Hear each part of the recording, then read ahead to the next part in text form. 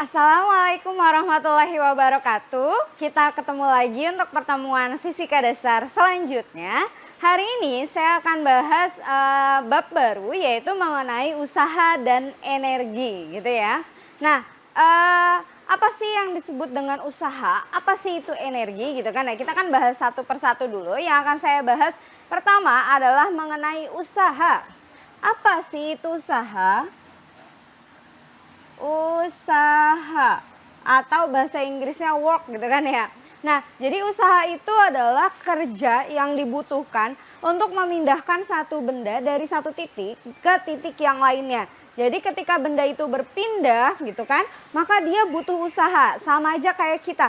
Kita kalau duduk doang, nonton TV, main game gitu kan ya. Kita nggak kemana-mana, nggak bergerak. Artinya kita tidak mengeluarkan usaha atau tidak mengeluarkan kerja. Tapi ketika kita bergerak dari satu titik ke titik yang lain, misalkan dari kamar mau ke kamar mandi, misalkan seperti itu, maka artinya kita sudah mengeluarkan usaha, seperti itu. Kenapa? Karena usaha itu kalau didefinisikan dari persamaan, maka dia bisa dituliskan begini. W sama dengan F dikalikan delta X. Ini adalah persamaannya. Di mana F di sini adalah gaya. Satuannya Newton, gayanya apa aja ya? Kemarin kita sudah bahas, kalau gaya itu banyak macamnya, kayak gaya pada umumnya, kemudian ada gaya berat, tegangan tali, gaya normal, dan juga gaya gesek, dan lain sebagainya. Kemudian delta X di sini artinya adalah perpindahan. Perpindahan satuannya adalah meter, dan W yang besar adalah usaha, satuannya adalah joule, seperti itu. Nah, tapi kalau misalkan saya punya kasus lain, misal ya, saya punya balok, kemudian saya memberikan gaya, saya narik gitu kan ya, gayanya sebesar 10 Newton, sampai dia berpindah di sini. Nih, perpindahannya sejauh delta X. Nah, tapi di sini saya memberikan gayanya, ada sudutnya gitu kan ya, miring gitu kan. Nah, di sini misalkan saya anggap sudutnya adalah theta. Maka usaha yang dilakukan itu bukan lagi F kali delta X, tapi dia harus ditambahkan dengan si cos atau sin-nya. Gimana caranya? Caranya menggunakan penguraian vektor pada bab pertama. Jadi si F ini harus diuraikan terhadap sumbu X, ini kira-kira anggap aja sumbu X atau kita kenal dengan Fx, dan harus diuraikan terhadap sumbu Y ke atas, Fy, begitu. Nah, karena si bendanya bergerak dari sini ke sini, berarti yang paling berperan di sini adalah si Fx. Gitu ya. Di mana Fx itu kalau berdasarkan vektor F sama Fx di sini mengapit sudut theta. Maka Fx bisa ditulis menjadi F cos theta. Bisa dicek lagi ya kenapa pakainya cos.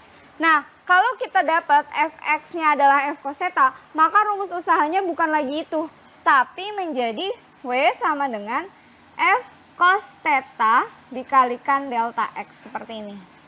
Jadi dia harus diuraikan yang terhadap sumbu X. Kenapa gitu? Kenapa?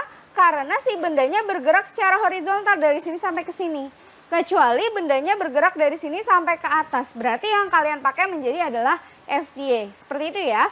Oke, nah ini adalah bentuk umum dari usaha yang kita ketahui. Seperti itu.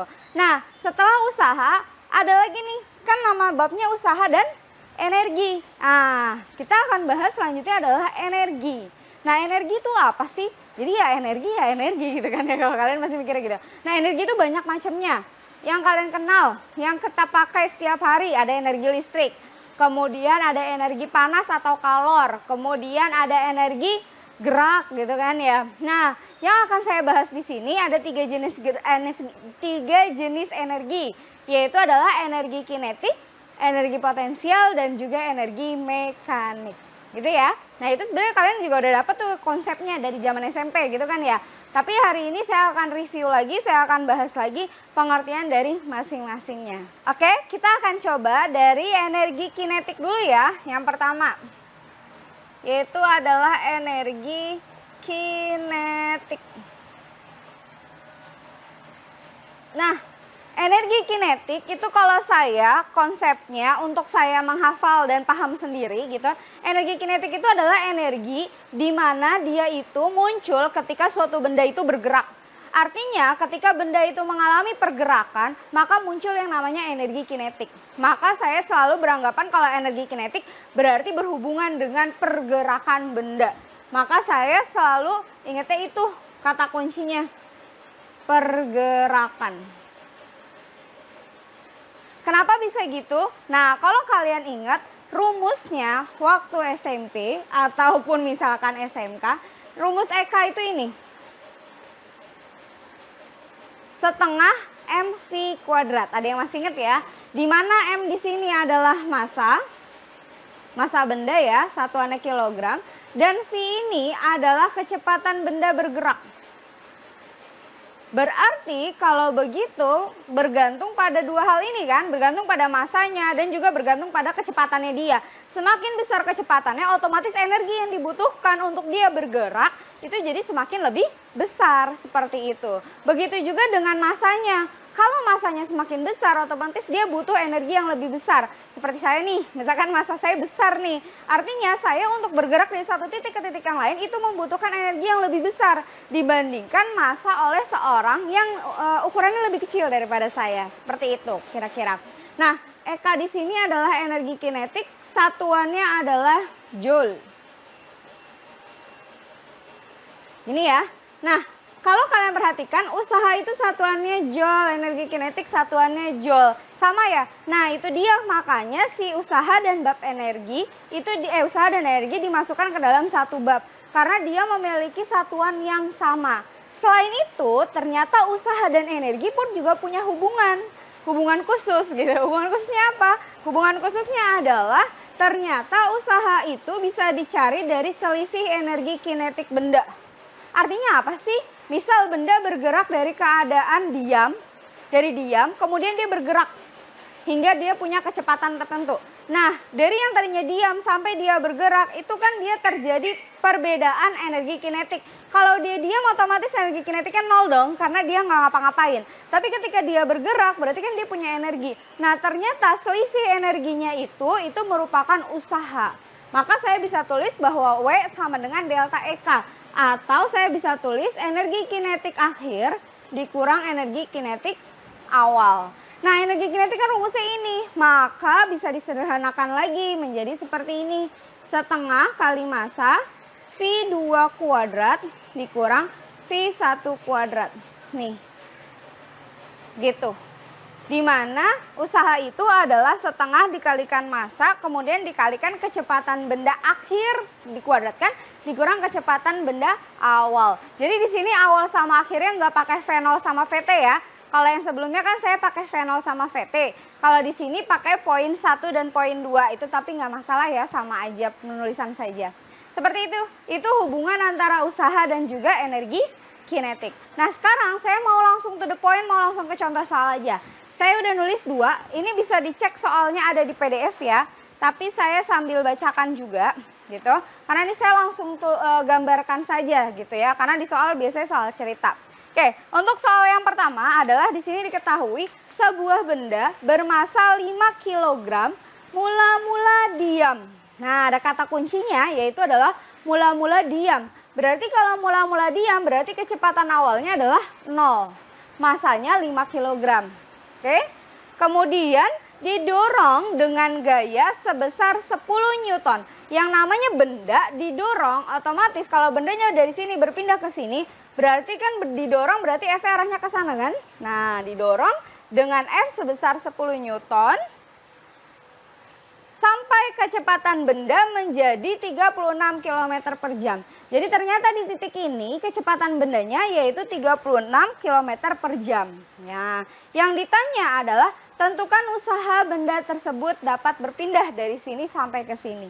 Seperti itu. Nah, ini sebenarnya yang tadi saya ceritain gitu, dari benda yang keadaannya diam kemudian dia bergerak dengan diberikan gaya gitu. Karena kalau misalkan dia nggak diberikan gaya, nggak mungkin dia bisa bergerak gitu kan ya. Sama seperti hukum Newton 1. Artinya kalau tidak ada gaya yang mempengaruhi, maka benda akan tetap diam. Gitu ya. Oke, sekarang kita coba cari ya. Nah, di sini kan saya masih nulis ini rumus usaha sama energi kinetiknya, gitu kan ya. Nah, kalau kita mau nyari usaha berarti kita bisa pakai rumus ini atau bisa pakai rumus ini. Tapi karena dia tidak membentuk sudut, berarti kita bisa pakai rumus ini. Gitu ya. F dikalikan delta X. F-nya kita sudah punya, besarnya 10 Newton. Delta X-nya belum ada. Delta X apa sih? Nah, dari sini ke sini jaraknya.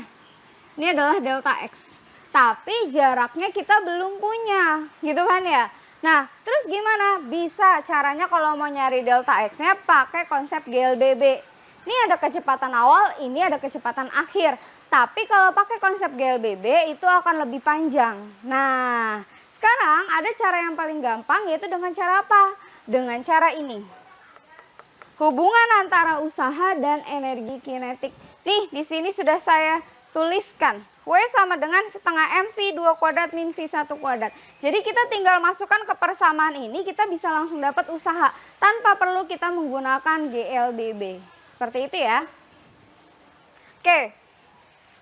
Sekarang kita coba masukkan persamaan yang ini. W sama dengan setengah M V2 kuadrat min V1 kuadrat. Gini. Tapi permasalahannya, satu hal lagi yang harus kalian ingat adalah kecepatan itu satuan internasionalnya adalah meter per second. Berarti artinya selain meter per second, kita harus ubah dulu satuannya. Di sini dia pakai kilometer per jam. Berarti harus kita ubah dulu ya. Saya ngubah di sini aja deh. V2 sama dengan 36 km per jam. Harus kita ubah menjadi meter per second. Kilometer ke meter itu kan dia turun. Turun berapa tangga? 3 tangga ya. Karena dari kilometer ke hektameter, dekameter baru ke meter. Berarti sama aja dikali. Karena turunnya 3 tangga berarti nolnya 3. 1, 2, 3. Dibagi 1 jam berapa detik? 1 jam ke detik itu 3600. Nah, ini nolnya coret. 36 bagi 36 habis ya. 1. Berarti sama aja 1 kali 10, maka dapat 10 meter per second. Ini. Baru setelah dapat dalam meter per second, kita masukkan ke dalam persamaan. Setengah masanya adalah 5, V2-nya 10 kuadrat, V1-nya adalah 0 kuadrat. Berarti setengah kali 5, 10 kuadrat adalah 100 dikurang 0. 100 kurang 0, 100 ya. Nah, saya mau bagi sama 2. 100 bagi 2, 50. 50 kali 5 adalah 250 Joule. Sudah langsung dapat usahanya. Seperti itu. Tapi saya tetap mau pakai GLBB. Saya mau pakai yang ini, gimana Bu? Oke, bisa. Tapi saya nggak kasih tahu detailnya ya, saya kasih tahu aja langkahnya.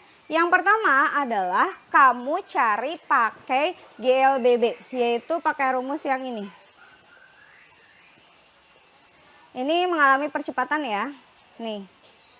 Dari sini nanti kamu dapat si S. Enggak.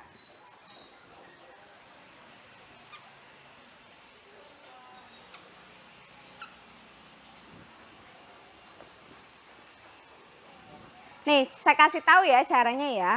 Jadi, yang pertama, kita cari dulu percepatan bendanya. Pakai hukum Newton yang kedua. F sama dengan M kali A. Nih, kamu nanti dapat nilai A-nya. F-nya sudah ada 10, M-nya sudah ada 5 kg. Masukkan ke sini dapat nilai A. Setelah itu, baru masuk ke GLBB. Pakai rumus yang ini.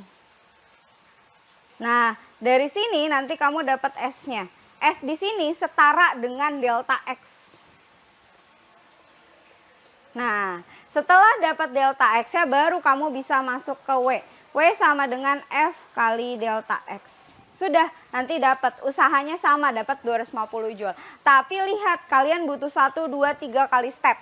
Tapi kalau di sini kalian hanya butuh 1 step saja. Itu, makanya kita harus cek ternyata energi dan juga usaha itu dia memiliki hubungan. Hubungannya adalah seperti ini. Gitu ya.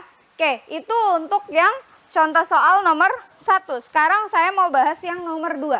Yang nomor 2 di sini, dia kalau ini kan didorong. Nah, kalau sekarang bendanya di atas tanah, kemudian ditarik, diangkat ke atas.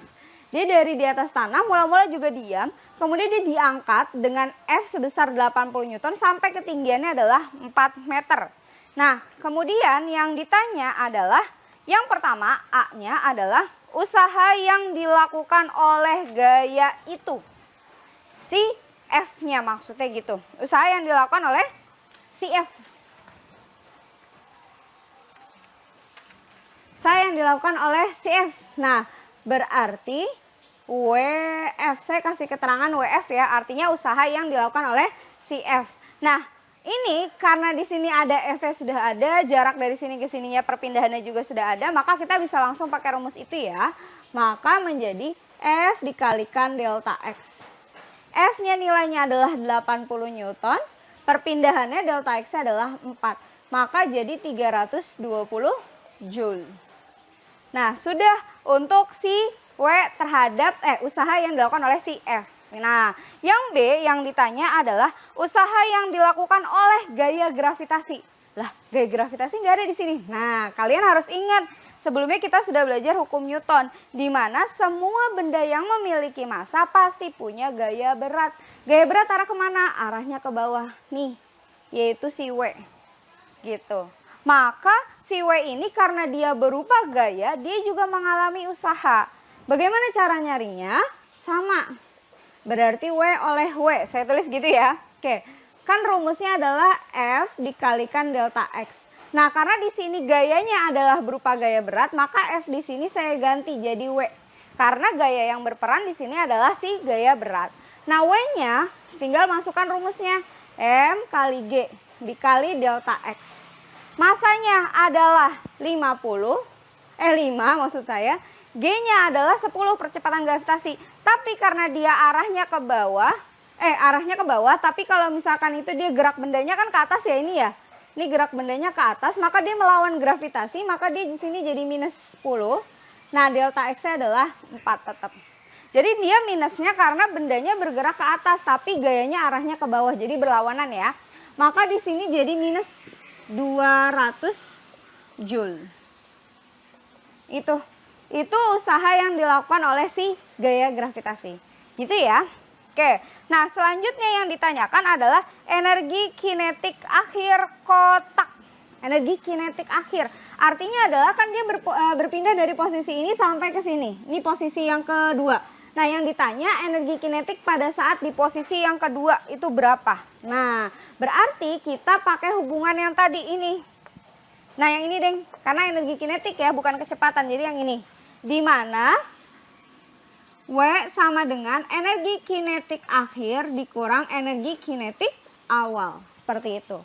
Tapi W yang di sini yang dipakai yang mana? Kan ada WF, ada WW gitu kan ya. Apakah dua-duanya? Nah, yang dipakai di sini W-nya adalah W total. W total. Nah, caranya gimana? Jumlahin aja. Ada WF yaitu ditambah dengan WW. EK2 mau kita cari. Nah, untuk yang EK1 itu kita jabarin aja ke rumus energi kinetik setengah mv1 kuadrat. Itu dari mana? Dari sini.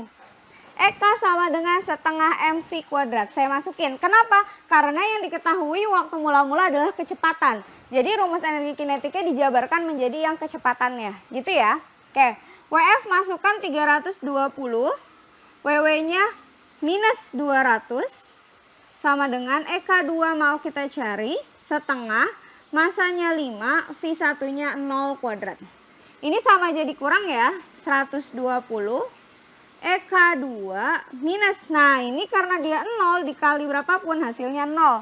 Berarti yang diruaskan hanya EK2 saja, berarti menjadi EK2 sama dengan 120 Joule. Sudah selesai, itu kita dapat energi kinetiknya di keadaan akhirnya. Seperti itu. Gitu ya. Ini adalah hubungan antara usaha dan juga energi kinetik.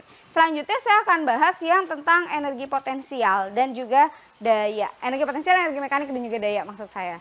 Oke, saya hapus dulu ya. Oke, kita akan lanjutkan ke energi selanjutnya, yaitu tentang adalah energi potensial. Nah, kalau energi potensial itu sama aja seperti, kalau tadi kan energi kinetik adalah yang berhubungan dengan pergerakan benda gitu ya. Ketika benda bergerak dari titik satu ke titik yang lain, maka itu dia membutuhkan energi kinetik. Nah, sekarang kalau misalkan benda berpindah posisi, tapi di mana dia itu yang berhubungan dengan ketinggian. gitu kan ya. Contohnya dia tadinya di tanah, kemudian dia berada di atas gedung seperti itu. Jadi dia berhubungannya dengan ketinggian. Nah, itu disebut dengan energi potensial. Jadi saya lebih clue-nya kalau energi potensial itu berhubungan dengan ketinggian benda. Ketinggian benda. Gitu. Nah, makanya persamaan untuk energi potensial, mungkin ada yang masih ingat kali ya. Energi potensial atau EP itu rumusnya ini. MGH. Di mana M adalah massa bendanya, satuannya harus kilogram. G di sini adalah percepatan gravitasi atau yang kita kenal yang 10 itu ya, meter per second kuadrat, dan hanya itu adalah ketinggian benda. Seperti ini. Ini adalah energi potensial gitu kan ya. Nah, selanjutnya tadi udah ada energi kinetik, udah ada energi potensial. Nah, saya lanjut yaitu ke berikutnya. Energi yang terakhir yaitu disebut dengan energi mekanik. Nah, si energi mekanik ini biasanya bisa disebut juga dengan energi total. Kenapa? Karena dia menganut hukum kekekalan energi, di mana energi benda di satu titik akan sama dengan energi benda di titik yang lain. Di mana dia menyatakan bahwa energi itu tidak dapat diciptakan dan tidak dapat dihilangkan, tapi hanya dapat berubah bentuk. Contohnya apa sih? Contohnya deh, kayak lampu. Itu kan zaman SD banget gitu kan ya. Lampu itu apa sih? Lampu itu perubahan energi. Dari apa? Dari listrik menjadi cahaya. Kenapa? Karena energi itu tidak pernah hilang. Dia hanya berubah bentuk saja. Seperti itu. Gitu ya. Mau energi apapun semuanya sama. Dia hanya berubah bentuk saja. Nah, energi mekanik itu simbolnya adalah E total atau kadang juga ada yang nulis EM gitu. Itu nggak masalah. Di mana energi mekanik itu adalah energi kinetik ditambahkan dengan energi potensial. Nah, menurut hukum kekalan energi, maksud saya, energi mekanik di titik 1 itu sama dengan energi mekanik di titik 2. Maka saya bisa tuliskan bahwa EK1 ditambahkan EP1 sama dengan EK2 ditambahkan EP2. Maksudnya apa sih? Nah, kan tadi dia bilang bahwa energi benda di titik 1 sampai di titik yang lainnya itu energinya tetap sama, yaitu energi mekanik. Nah, kalau energinya sama, energi mekanik itu kan ada dua, terdiri atas energi kinetik dan juga potensial. Berarti pada di titik 1 itu juga punya energi kinetik dan potensial, di titik 2 pun juga punya energi kinetik dan potensial. Hanya komposisinya yang berbeda. Simpelnya gini, mungkin kalian sering naik atau ada yang sudah pernah naik roller coaster. Gitu ya, kira-kira begini lah ya, roller coaster yang loop gitu ya, yang di Halilintar yang ada di Dufan gitu kan ya. Nah, ini misalkan kereta kita masih di sini, kemudian kita turun sampai di titik ini, gitu kan ya. Nah, ini posisi 1, ini posisi 2. Ternyata energi di posisi 1 itu sama dengan energi di posisi 2, energi mekaniknya. Nah, tapi kan di sini tinggi, di sini pendek gitu kan ya. Nah, betul. Di sini karena dia posisinya sangat tinggi gitu. Tadi yang berhubungan dengan ketinggian benda adalah energi potensial. Berarti di titik 1 itu energi potensialnya adalah meningkat, sangat lagi ningkat-ningkatnya, tapi energi kinetiknya itu lagi rendah-rendahnya. Kalau ada yang sudah pernah naik, kalian ngerasain kan? Pada saat di titik tertinggi pas mau turun itu keretanya berhenti. Deg deg deg deg deg. Nah, pada saat dia berhenti mau turun, itu di situ dia energi kinetiknya sangat rendah. Tapi energi potensialnya sangat tinggi.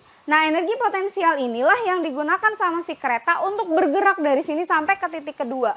Di mana di titik kedua di sini nanti energi kinetiknya yang justru maksimum, tapi energi potensialnya yang menjadi rendah seperti itu. Jadi dia itu hanya ada dua komposisinya, kinetik dan potensial. Tapi persentasenya aja yang berbeda. Di sini EP-nya misalkan 100, EK-nya 0. Tapi ketika di bawah kebalikan, tukar tempat.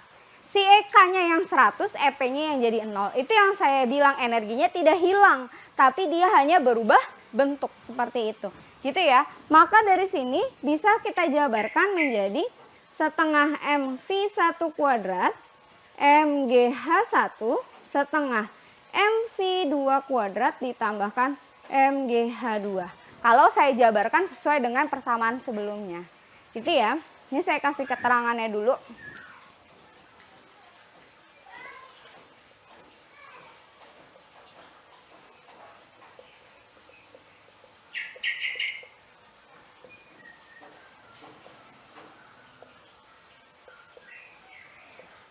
Terus H1 ketinggian.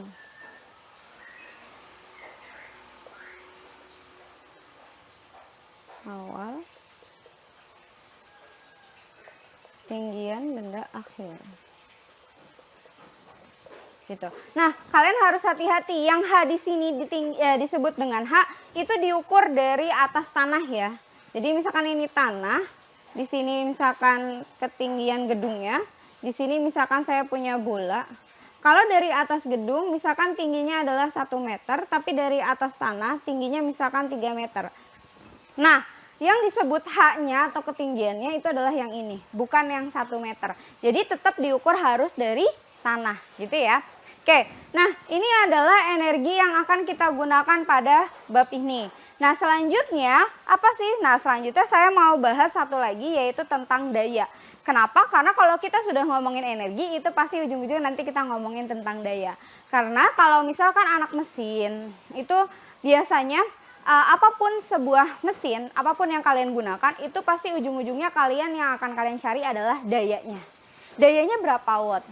Gitu kan ya. Bukan ditanya energinya berapa joule, bukan, tapi lebih ke dayanya. Makanya kalau kita sudah ngomongin energi, maka kita sepantasnya ngomongin juga tentang daya. Nah, selanjutnya kita akan bahas tentang daya. Atau simbolnya itu adalah P besar, gitu kan ya. Nah, daya itu pasti jadi daya itu adalah energi persatuan waktu. Jadi ketika benda itu bergerak, energi persatuan waktunya itu disebut sebagai daya. Seperti itu ya. Nah, maka dia persamaannya bisa dituliskan menjadi, bentar ini saya kotakin dulu. Dah. Oke. Nah, daya itu rumusnya adalah P sama dengan W per T. Seperti itu. Atau bisa juga dicari pakai F dikalikan V. Ini. Nah, W di sini adalah usaha atau energi. Bisa juga usaha, bisa juga energinya. Joule. Nah, T di sini adalah waktu. Second. Nah, F di sini adalah gayanya yang bekerja, Newton, dan V adalah kecepatan bendanya. Satuannya meter per second. Sedangkan P yaitu adalah daya, satuannya adalah watt. Gitu. Itu adalah daya. Jadi sebenarnya kalau kalian sudah dapat usaha ataupun energi tinggal dibagi waktunya aja. Waktunya berapa lama, berapa menit, berapa jam, apa berapa detik. Tapi semuanya harus dijadikan satuan internasional, yaitu menjadi dalam satuan detik. Seperti itu ya. Nah, sekarang selanjutnya saya mau lanjut ke contoh soal. Yaitu contoh soal yang pertama. Sini aja kali ya, masih cukup. Oke. Contoh. Nomor 1, saya bacakan ya.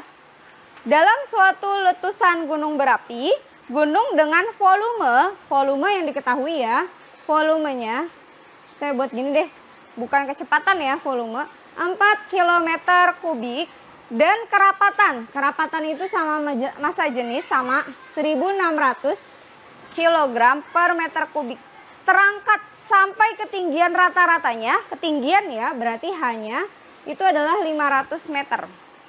Nah, yang A yang ditanya berapa banyak energi yang dilepaskan oleh letusan gunung berapi ini. Jadi yang ditanya berapa energinya, gitu kan ya. Dimana dia itu bagian dari gunung Merapi itu sebesar volumenya 4 km kubik, itu dia terangkat sampai sejauh 500 meter. Biasanya kan kalau lagi meletus seperti itu ya. Jadi yang ada di kawah-kawah itu makanya dia berbentuk jadi kawah karena dia pinggiran-pinggirannya ikut terangkat, gitu kan ya. Nah, di sini karena yang ditanyanya adalah usaha, di sini dia ngomonginnya adalah ketinggian, berarti kita cari usaha dengan hubungan dengan ketinggian atau energi potensial seperti itu. Oh iya, ini saya belum tulis ya, hubungan usaha dengan energi potensial. Jadi usaha dan energi potensial itu sama kayak usaha dan energi kinetik, jadi dia punya hubungan. Dimana hubungannya adalah W sama dengan delta EP. Atau bisa ditulis jadi M kali G kali H2 dikurangin H1. Seperti ini. Jadi sama aja seperti yang energi kinetik, kan dia setengah M, terus di sini V2 kuadrat dikurang V1 kuadrat. Kalau di sini jadinya H2 dikurang H1, karena masanya nggak mungkin berubah. Seperti itu ya. Oke, nah sekarang sebenarnya kita tinggal masukin aja. Cuma kita belum punya masanya, si M. Si M kita belum punya. Si G udah punya, H-nya sudah punya. Nah yang 500 ini berarti dia adalah ketinggian akhir, karena kan diawali dari atas Gunung Merapi terus dia terangkat gitu kan ya. Berarti yang 500 itu menjadi H2. Nah terus H1-nya berapa? Berarti H1-nya adalah 0 dianggapnya. Berarti ketika dia masih di permukaan atas gunung berapi gitu. Oke, nah sekarang gimana cara kita mau nyari masanya? Nah, pakai kerapatan. Jadi kita ingatkan ada nih rumus massa jenis adalah massa dibagi volume. Itu ada. Berarti kalau kita mau nyari massa, otomatis jadinya massa jenis dikali volume. Nah kita dari sini nyarinya. Rho-nya sudah ada nih, 1600 kg per meter kubik. Tapi volumenya 4 km. Berarti kilometer sama meter nggak nyambung ya. Berarti harus diubah. Kilometer ke meter itu kan turunnya 3. Berarti artinya dikali 1000. Nah caranya gini. 1000 itu kan 10 pangkat 3. Karena nolnya ada 3. Kalau saya mikirnya gitu. Karena kilometernya pangkat 3, maka dia harus dipangkatin 3. Kalau ini pangkat 2 berarti pangkatin 2. Gitu ya, tapi 4-nya nggak usah. Hanya 10-nya.